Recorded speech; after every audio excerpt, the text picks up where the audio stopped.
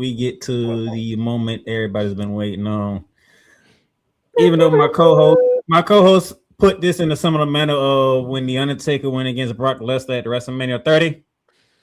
That wasn't a spot that Brock Lesnar needed, but Brock Lesnar took advantage of it.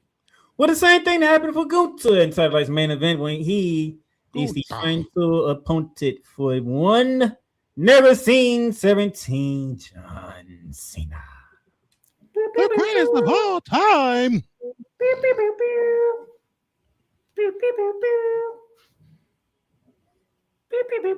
Okay, I'm done now. It was a good match. It was a good match. Very good match. It was better than I thought it was going to be. It but really was.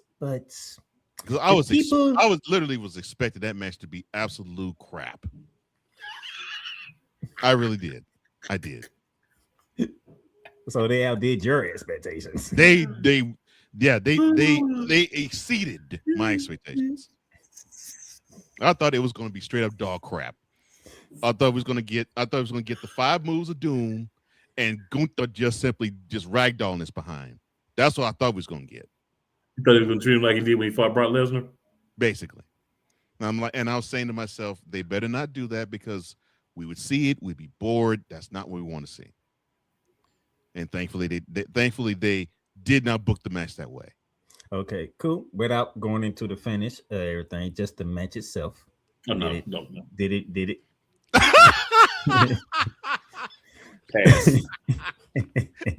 You said pass.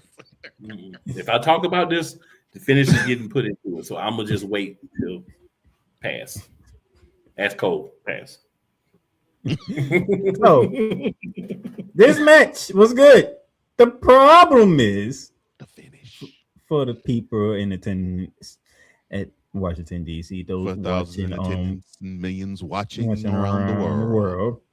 The finish of this match left people angry. We all got told to suck it. Angry, frustrated, and bitter, upset, and petty, sharing tears. It literally had a feeling of WrestleMania 30. Now that I think about it. Well, yeah, I was going to say the finish in terms of the crowd reaction, it was similar to WrestleMania 30 for us, and to go way back in the WWF days when San Martino lost to Ivan Koloff when he lost the WWF championship to him in January 1971. People were saying that Madison Square Garden was absolutely silent. They didn't even boo until like about 2 minutes later when it all registered, which is understandable because San Martino had the title for 7.5 years. Which is kind of ironic because that's simply how that happened. Because John Cena, Mr. Hustle, Loyalty, Respect, Never Give Up, gave up to Gunther. Oh, sorry. And he did it smiling too. That's the part that people forgot. He did it smiling too. He smiled while tapping. He was happy to tap out. Oh my gosh. And then, he did this. He said, I gave you all I had.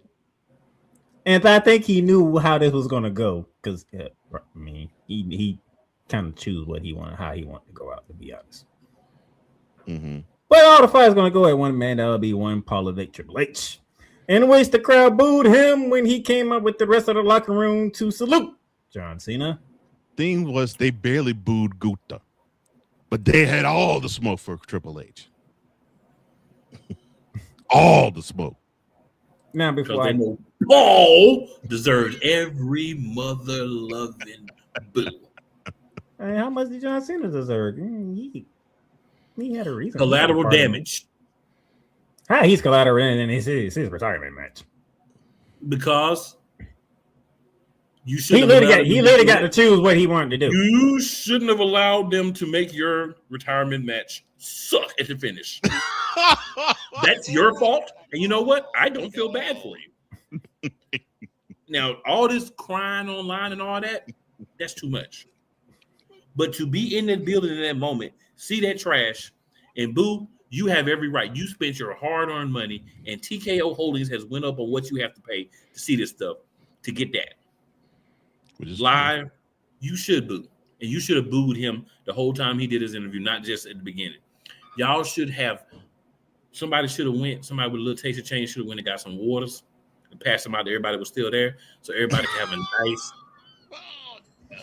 hydrated thorax to continue to boo, you suck, Paul. That's what they should have said. And they did curse at him, and he deserved that too. Why? Because John Cena tapped out.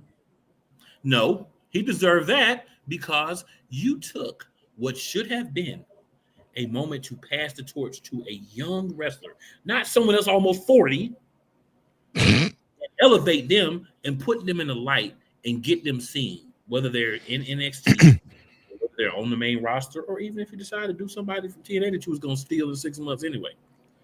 Either way. Because when them people's contract up, y'all know what it is. Come on now.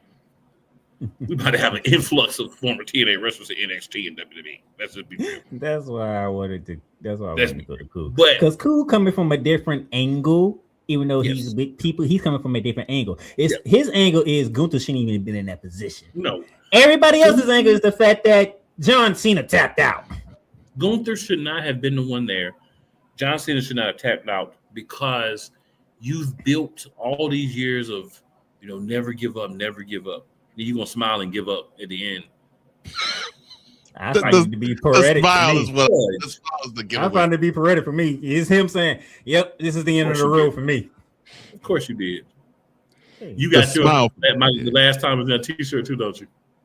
Hey, he smiled, so I knew. I was like, "Oh, he smiled while he tapped out." Oh, so he but wanted that's this. Yeah, that's. But see, the thing is this: him passing out would have been even more poetic, because him passing out would have been like, "All right, John Cena's not going to give up." But this time he can't break it. He don't have the strength to break it, so he's just going to have to pass out. Leaving John Cena in a pile on the floor, on the mat, while your hand is raised, would be more impressive. But again, not Mr. 40, 38 to 40. We don't need him to do that. We need somebody 25 to 30. You know what I'm saying? We complain about we don't like the stars and we don't have nobody to cheer for. You don't have nobody to cheer for because they don't give you anybody to cheer for.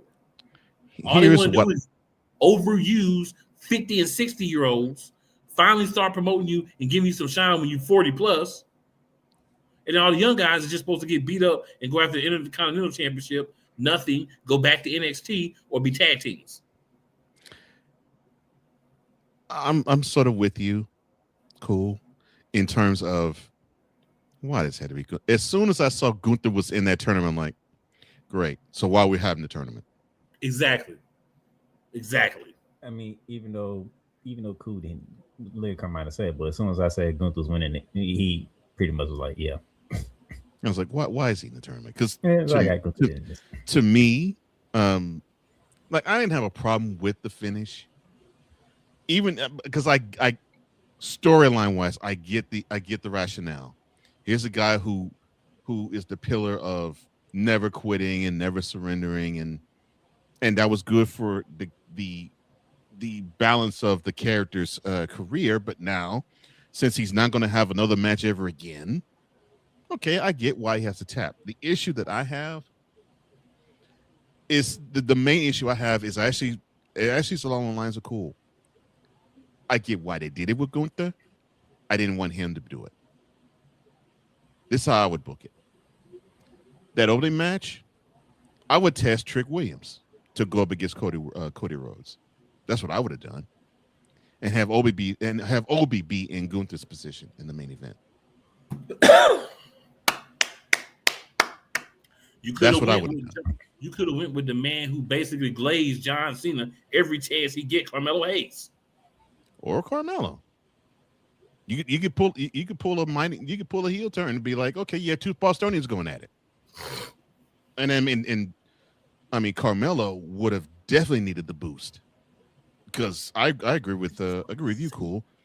Gunther doesn't really need it. He already retired Goldberg, and he's probably going to. And here's what's even worse: he's probably going to retire Brock Lesnar at SummerSlam next year. Look, Brock Lesnar and AJ Styles. Oh, then later on, in 2026, AJ Styles. Dang, y'all stole my thunder. And then in 2027, they'll have Dang, a y'all Legend stole Killer my versus thunder. Legend Killer. Legend Killer match at WrestleMania, and then he'll retire Randy Orton. Orton. Nikki Bella. He'll tap out Nikki Bella. Man, y'all stole my thunder. I was saving that. Dang. I was saving that. I thought we when the clips get to shooting, you don't know which one's the reserves. I'm sorry. Yeah. Because I was saving that. I was just saving that and saying they making Gunther the retirement man. Yeah, and that's a bad thing though. It's not a good thing. It's a bad thing. They called you the Legend Killer. I will be the Career Killer.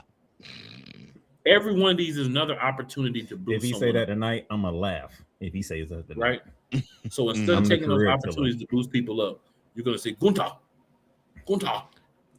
Because go make them tap out. Yeah, because I agree with you, Cole. I'm like, Gunther really didn't need this. He didn't really need included in it. Just like Brock Lesnar didn't need to be the one. To end Undertaker's streak. Yeah. But if you have to think about it, it's similar path. You didn't hear from Brock Lesnar till it's time for the Undertaker. Right, similar paths. You didn't hear about Gunther. You didn't hear about Gunther till it's time for that tournament. Well, we knew he was coming back, and when they said he was in the tournament, you already knew what it was. Yeah. As soon as I heard that, Gunther's in the tournament, I already knew going to go against. Yep, it's going to be him versus Cena. I'm like, really? It's like I did not want Cena to go against him in his last match. I'm like, okay.